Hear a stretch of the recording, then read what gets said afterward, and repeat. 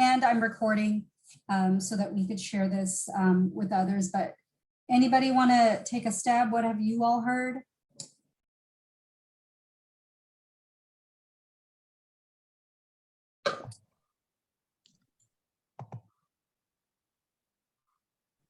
Hunter, it looks like you unmuted yourself. You want to take a stab? I was just gonna say similar to what they said in the chat, which I actually haven't heard much about it.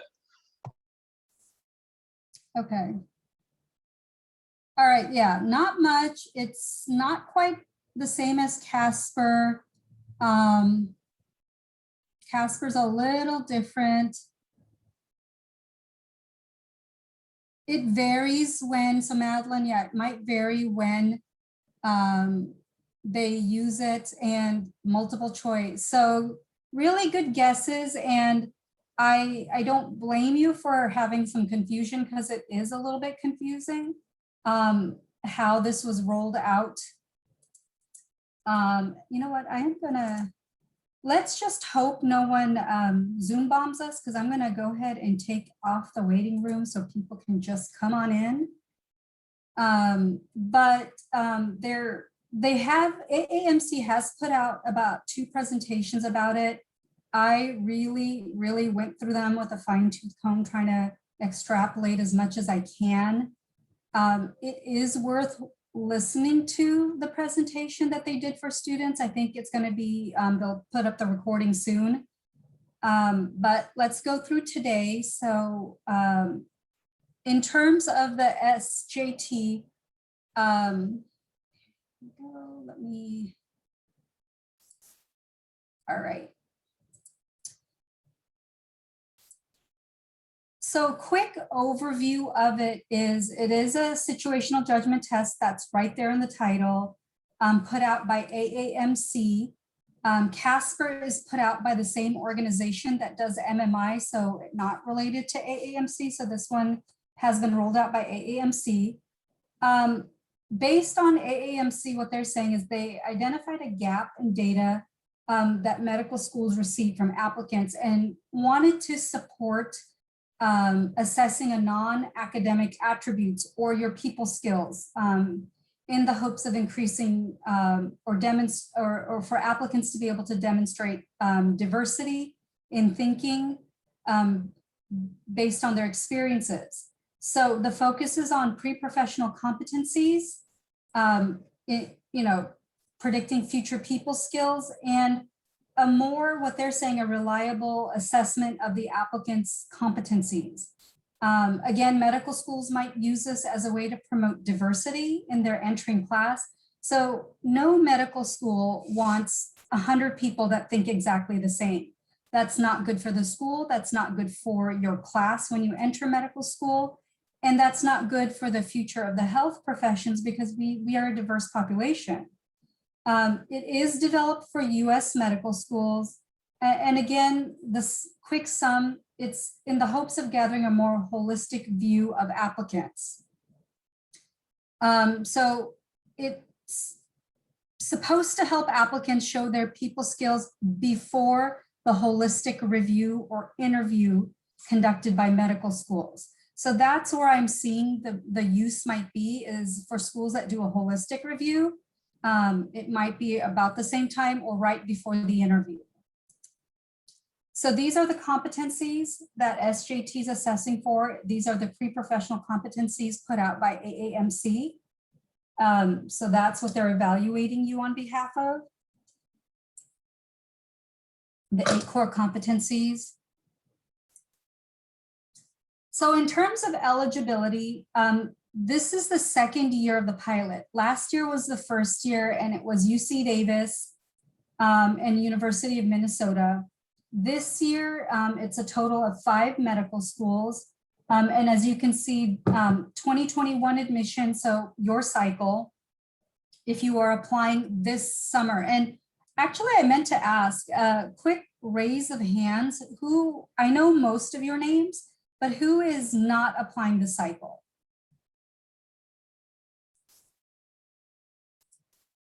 All right, so it looks like most of us are focused on this because it is going to change a little bit. So these are the 5 schools. So in the 2nd year of the pilot, It's going to expand to 22 schools for the 2022 cycle, so for next summer. And then for 2023, it's going to be available for all the medical schools under AAMC. You can see on the right how schools are viewing it. So far only Morehouse and Alabama require it. The other 3 schools are strongly recommending it. And again, each school can use it in their own way. In terms of the timeline, so the registration window are open for a few of the test dates. You can take this in any one of the 5 test dates. So they're called the windows, the 5 windows. Your application does not need to be submitted to take this. So that is something to be aware. There is a 30-day turnaround for the scores, and not familiar with all of you, but if anyone is a reapplicant, you can choose to retake it or keep your prior year score, at least for this testing cycle. It may be the same for 2022 as well. And then questions do vary across the 5 dates or the 5, all the dates, the 5 windows and the multiple dates. So it's not going to be the same. So they have a big pool of questions and they are going to vary them. Other things to keep in mind is you cannot retake it unless there was an extenuating circumstance that they will evaluate. They may grant an exception to the, for one of few reasons. You were either hospitalized on a scheduled date, you experienced a death in your immediate family, you were called away for active military duty, healthcare duty, or jury duty on the day of your exam. So they have very limited reasons, or you were displaced by a natural disaster. So they have very specific reasons for asking for a retake. Again, they have a guidebook. It might, again, be worth looking through. Again, I was scoping through it myself. And they are being pretty strict about extenuating circumstances retakes in how they're evaluating extenuating circumstances. Registration looks like this. So you do have to have an AAMC account first, and then you can go ahead and register for it. For this testing, since it is the 2nd year of the cycle, there is no registration fee. You can reschedule. The way to reschedule is withdraw from your first test and then book a new test. So you can't book a second date without withdrawing from your first. It has to be within the registration window, and the registration window closes 1 month before test dates. There are did you have a question? No, okay. There are accommodations available. You will need to apply. AAMC is saying, please familiarize yourself with the standard testing conditions. So what does the SJT testing condition look like?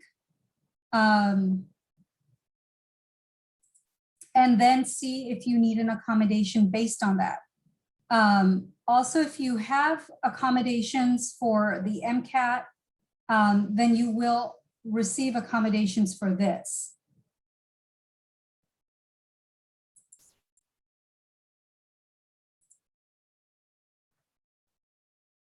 In terms of logistics, similar to Casper, it is virtual. It has only been virtual, so it is not an in-person test.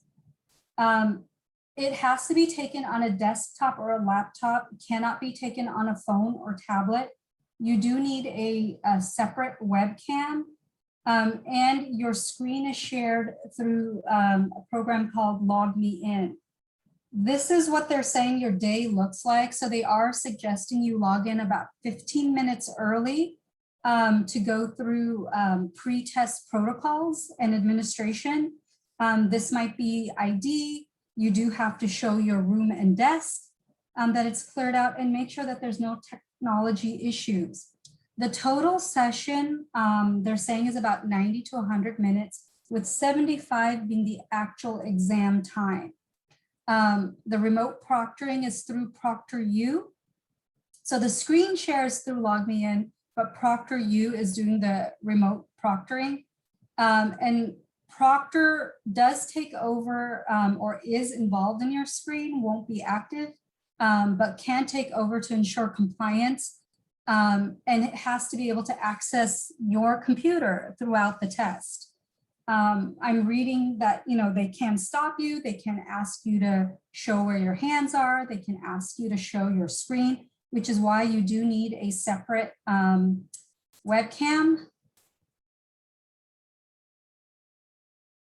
Question, what's the relation between GMT time and PST? I'm finding it slightly confusing. You would register by your time zone. So if you're in the Pacific time zone, Eastern GMT, you can, when you register, you can indicate your time zone that you're in. Are we referring back to?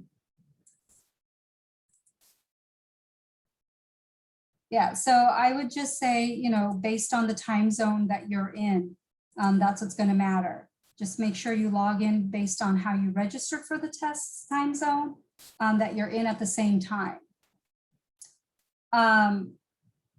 Any other questions before I move on?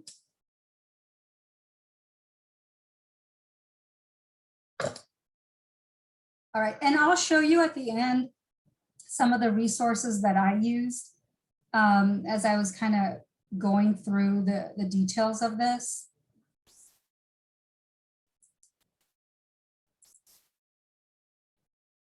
In terms of the format, and we'll look at one sample scenario, but it's written some scenarios that are presented in hypothetical dilemmas based on real situations you might experience in medical school.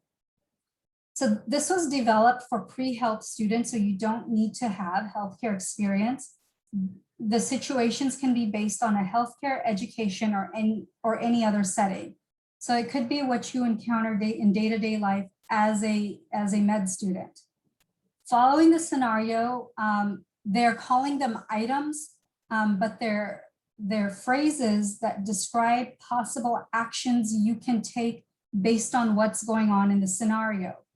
And you rate the effectiveness of the action based on a 4-point scale. And like I said, I have an example, but there are a total of 30 scenarios with 186 items. So each scenario might have multiple items, they're calling it, but I'm going to call them prompts that you would address. So this is a sample. So you would read this paragraph right here. And then this is an example of the, you know, the 5 responses that could happen, and you rate each one. So the way it would look is you would have the scale on each one. So it would be very ineffective, ineffective, effective, or very effective. So response 1, explain to your classmate the importance of this, and then you would rate based on this 4-point scale. Scoring, so you receive a single total score ranging from 1 to 9 based on each item.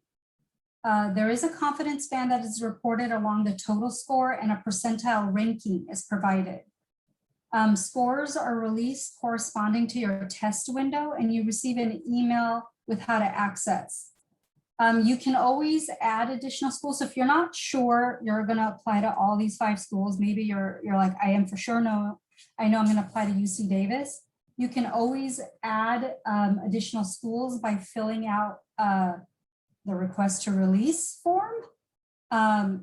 You have to select the schools. AAMC will not automatically release. So that's different than the MCAT, whereas the MCAT is available to all schools, you know, upon the release when it's uploaded to your application. This is not. You have to decide what schools and that it's released to. Couple things to keep in mind: there are no throwaway questions. So every one of your responses counts. The way the credit is awarded is how closely your response in an item matches the medical educator's response. So if you selected the same response that the medical educators would select, you get full credit. And partial credit is awarded if your response is close. So if we went back to that scale, let's say for number 1, you chose effective, but the response was very effective, then you would receive partial credit for that. Had you chosen very effective, which is what the answer is, then you would get full credit.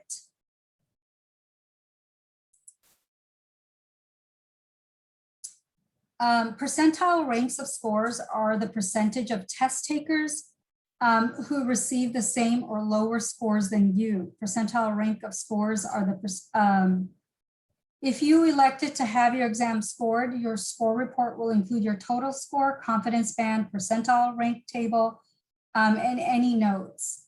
AAMC has indicated they will not provide scores over the phone.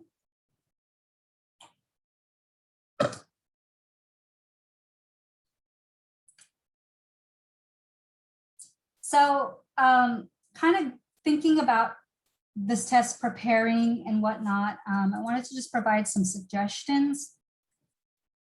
Make sure that, let's make sure your technology is the right technology and it works. So you want to start your test without any unnecessary worries and concerns.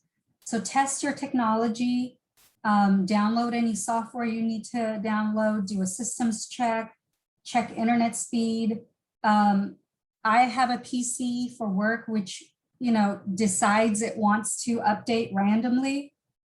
So make sure you've updated your computer, even consider restarting it the morning of, just to make sure there's no issues.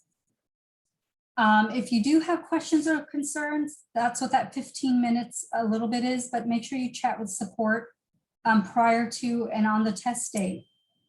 Be familiar with the format of the exam. And right now, AAMC is offering a full-length practice exam for free, which are with examples of 30 scenarios and 86. So it mimics what the actual SJT is.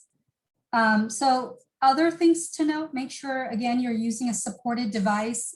Within the pamphlet that I'm going to show you, it has all the technological specifications. So again, I think if you have a current computer, you should be fine. But, it does tell what version of a Windows should be open and whatnot. Have your photo ID ready to go. You don't want to be looking for stuff or gathering stuff. It does require you to close all third-party apps. So basically the only thing up you can have is what you need for the test, nothing else. I don't know if you're allowed to schedule multiple times. I think you can if you need to, as long as it's within the test windows and there's availability. Remember, there's only 5 windows and about 10 test dates. So that's just something to be familiar with.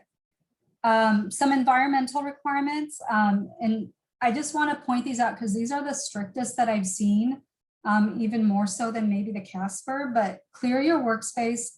They're saying nothing on your desk. It did specify remove all non-religious head coverings and additional monitors from the room. You will have to show, take your webcam and scan the room so that the proctor can see it. Dual monitors are not allowed. Remove your watches. Sit on a hard surface, not a better couch. And I'm not making this up. I'm just reading based on their specifications. Place your laptop or your computer on a hard surface.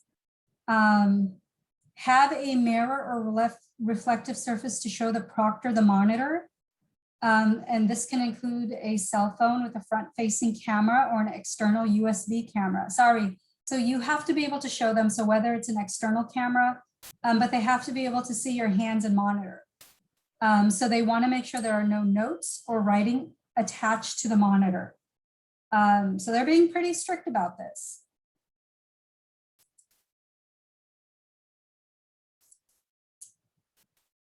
As I mentioned a few of them, but be familiar with what you can and cannot do during the test.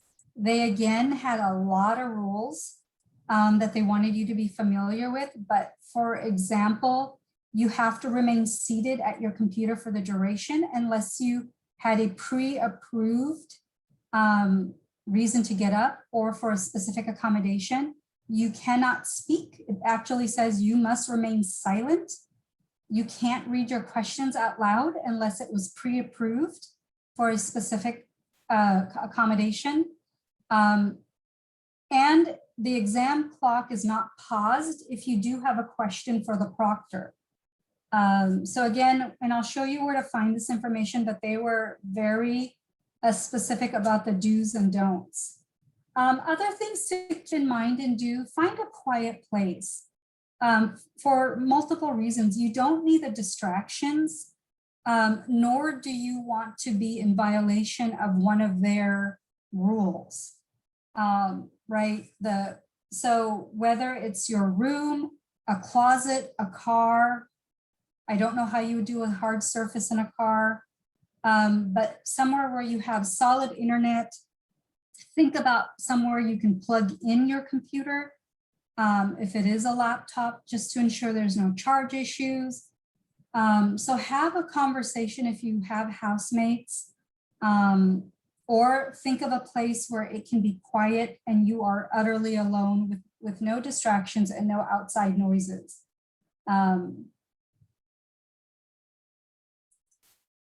Other tips, and these were some of their rules, some do's and don'ts. Just basically clear desk, stay seated, don't have anything open, don't take a break, don't eat, drink. And I don't know why they needed to say the last don't, but I guess don't be mad at the proctor. That's a violation. And so that's the gist of it. No food, no water. Nothing, no pets. I think they're just, I mean, unless you have an accommodation for a support animal, I would do what you can to not be in violation of anything that they might be asking you. So let me stop screen sharing for just a second and I will pull up the resource manual that they have. It did take me a little digging to find it. But hang on a second.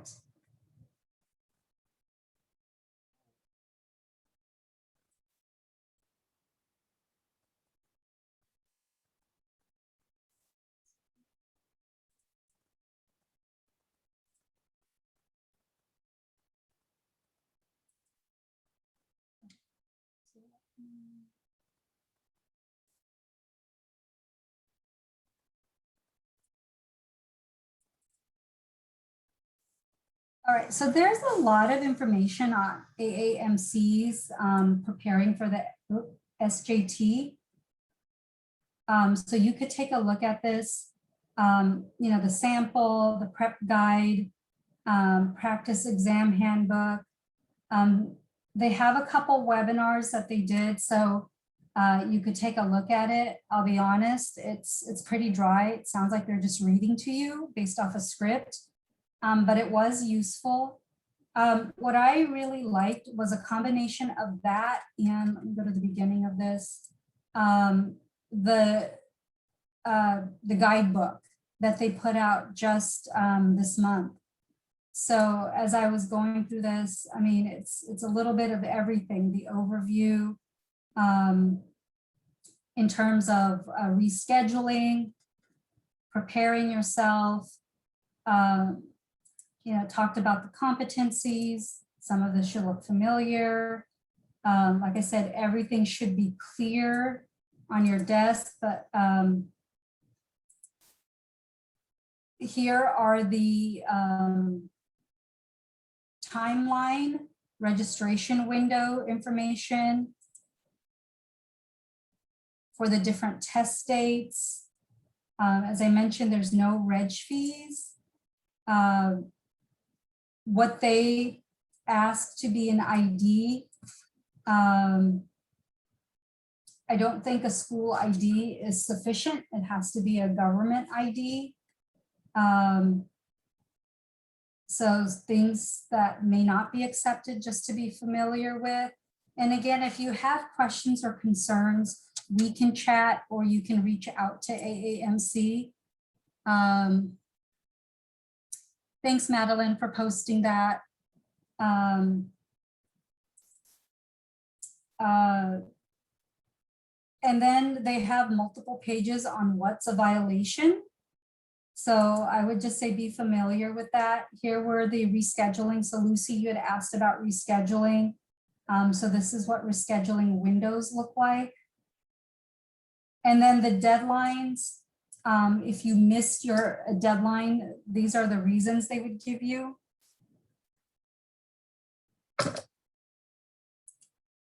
That was a lot of things you have to agree to along the way. I wanted to get to the tech. So these were some of the tech things to be familiar with that they're asking about and testing the window. But again, these are the environmental requirements and additional requirements. Like I said, basically nothing on your desk. The only thing that should be open is for the test and the proctor, and stay seated and don't talk. I would have this information handy just in case you do have a situation. The proctor is there to help as well as proctor you. Help meaning should a tech issue come up, you can ask them. Remember also they are not going to stop the time, but that's what they're there. But the proctor can also stop you along the way and ask you to show them something. So it looks like the proctor is pretty involved. They're going to stay quiet until they have a question, but it is proctor you. The screen share is that other thing that I mentioned, so that I don't know if you've all have done screen share where somebody takes over your computer before. It's a little trippy, but it basically gives them access so they can move your mouse around and take over. So that's what the screen share, it isn't what I just did where you can see my screen. It's actually, they can take over your computer. All right, thanks, Madeline. Other things that I thought were, this is like remote proctoring. It's log me in right there. But you know, they did make a point on the webinars to say they are there to assist you should you encounter. So if they have to reset any of your tech or computers to be in compliance, they will also reset them back to the way that it is, or at least the AAMC is saying they will, to whatever it was before. But I think, Madeline, you asked no eating or drinking, so no water. It's, at least it's not an 8-hour test like the MCAT, which is a test of endurance. But yeah, no, nothing. A little bit about the score, like I said, it's about your pre-professional behaviors, different questions every time. You do have to fill out a form when you add. They haven't decided what the cost will be. There will be a cost for future tests. They haven't decided what that is. They're still evaluating it. I don't know if it's going to start next year, which is the 3rd year of the pilot before it's rolled out completely, or if they're even calling next year a pilot. But that's about it. Any questions? Madeline, it sounds like you had some experience with the log me in. Is there anything you wanted to add? So I don't know if it's the log me in, but I have experience with ProctorU. I used it for an econ class, like an online econ class like 3 times. And it was like sometimes I waited 2 hours for a proctor.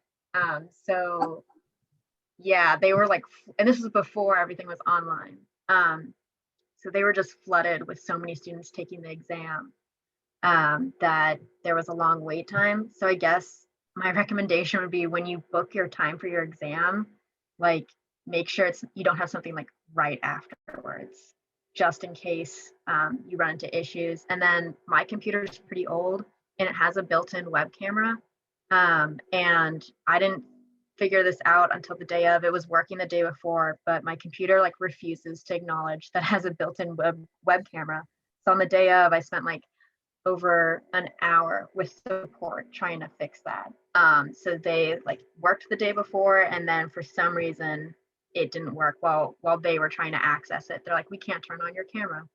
So I had to log back in with a different proctor like 3 times. So if you don't trust your built-in camera, I would highly recommend getting a USB one. They're like $30 on Amazon. That's what I'm going to use. So like, just be very confident with your technology. Yeah, no, thank you. And I do want to reiterate that tech is going to be the main issue. You have a challenge. You know, my work laptop, while only coming up on 3.5, misbehaves a lot. I would not trust it to do what I want with it. It, you know, in Zoom drop-ins, it gets mad at me half the time. And while I was using the webcam that it comes with, I just gave up and went to HPA and snagged a USB one off another computer that wasn't being used.